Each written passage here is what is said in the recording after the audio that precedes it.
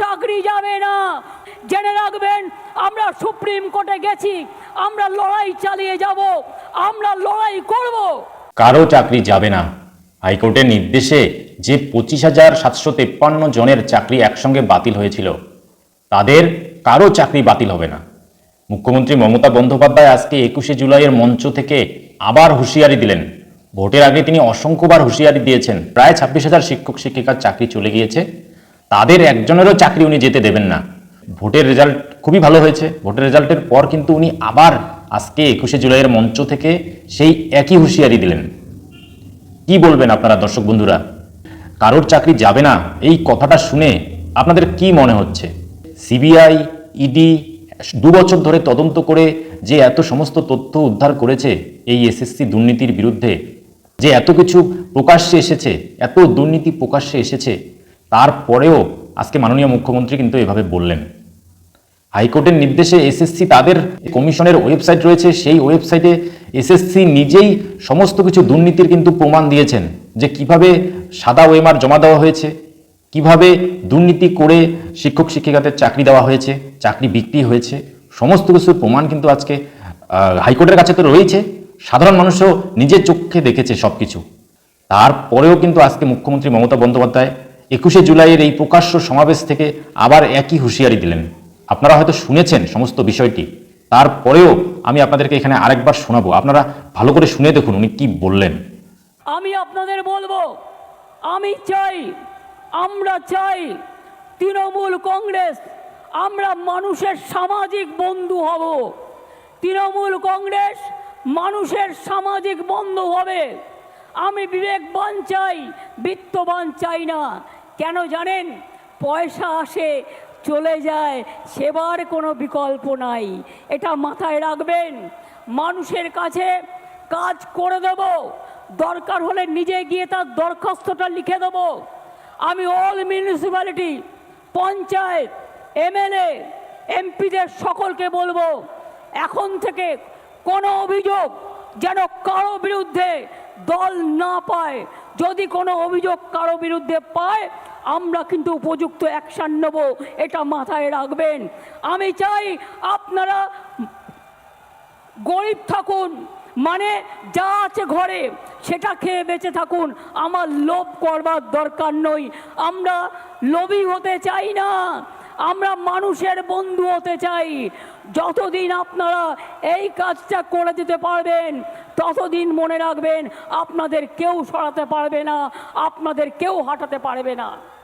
ঐক্যশ্রী সংখ্যালঘু স্কলারশিপ দেয় না, আমরা দিই, আমরা বাংলায় প্রথম। শিক্ষাশ্রী স্কলারশিপ তপশিলি আদিবাসী আমরা দিই। সাঁওতালি ল্যাঙ্গুয়েজ আমরা স্বীকৃতি দিয়েছি, অলচিকি আমরা স্বীকৃতি দিয়েছি। মনে রাখবেন, নেপালি ভাষা দার্জিলিংয়ের আমরা স্বীকৃতি দিয়েছি, গুরমুখী ভাষা পাঞ্জাবের আমরা স্বীকৃতি দিয়েছি, হিন্দি ভাষা আমরা স্বীকৃতি দিয়েছি। তারপর এরকম আরও অনেক ভাষা আছে, কুরুক থেকে শুরু করে, সাদ্রি থেকে শুরু করে, রাজবংশী থেকে শুরু করে, কামতাপুরী থেকে শুরু করে অনেক ভাষার স্বীকৃতি আমরা দিয়েছি। তাই আপনাদের বলবো, যারা গুলির সাথে লড়াই করে বেঁচে আছে, তারা বৃষ্টিকে কি ভয় করবে? ঝড়কে আমি করব মিটে, ঝড়কে আমি করব মিটে, ডরবো না তার ভ্রুকুটিতে। রবীন্দ্রনাথ ঠাকুর লিখেছিলেন, রবীন্দ্রনাথ ঠাকুর লিখেছিলেন, বাঁধ ভেঙে দাও, বাঁধ ভেঙে দাও, বাঁধ ভেঙে দাও, ভাঙো। আমার কাছে 10 লক্ষ গভর্নমেন্ট চাকরি রেডি আছে। একটা কাজ করতে যাচ্ছি তো কোর্টে গিয়ে পিল খাচ্ছে, আর পিল খেয়ে বন্ধ করে দিচ্ছে। কখনো বলছে 26,000-এর চাকরি খাই, কখনো বলছে 42,000-এর চাকরি খাই, কখনো বলছে ওবিসি উঠিয়ে দাও। না, উঠবে না, কারো চাকরি যাবে না। ওবিসি নিয়েও আমরা লড়ছি, জেনে রাখবেন। আমরা সুপ্রিম কোর্টে গেছি, আমরা লড়াই চালিয়ে যাব, আমরা লড়াই করব। 2 কোটির ওপর মানুষকে ওবিসি সার্টিফিকেট আমরা দিয়েছি, তারা আজকে নিজে পায়ে দাঁড়িয়েছে। শুনলেন তো মুখ্যমন্ত্রীর কথা। এরপর আমরা কি আশা করতে পারি?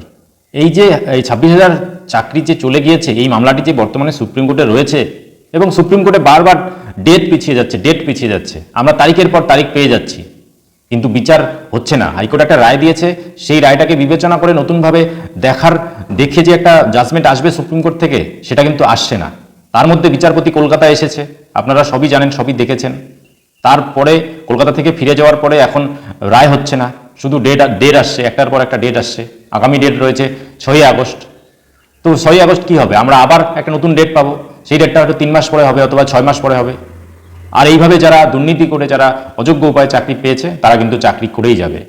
মুখ্যমন্ত্রীর কথাটাই কিন্তু ফলতে থাকবে যে কারোর চাকরি যাবে না। এতে করে কারা খুশি হবে? যারা অযোগ্য উপায়ে চাকরি পেয়েছে, যারা সাদা খাতা জমা দিয়ে চাকরি পেয়েছে, তারা কিন্তু আজকে ভীষণ খুশি। মুখ্যমন্ত্রী যে তাদের পাশে এইভাবে রয়েছেন, প্রাণপণ চেষ্টা করে তাদের সঙ্গ দিচ্ছেন, তাদেরকে সাপোর্ট করছেন। আপনারা কি বলবেন দর্শক বন্ধুরা?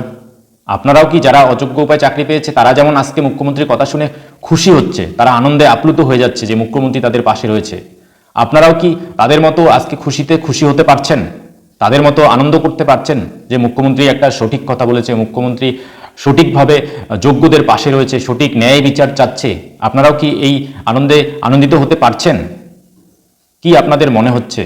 আপনাদের মতামত অবশ্যই কমেন্টে জানাবেন। আর আমার চ্যানেলে নতুন হলে চ্যানেলটিকে সাবস্ক্রাইব করে পাশে থাকবেন। ধন্যবাদ।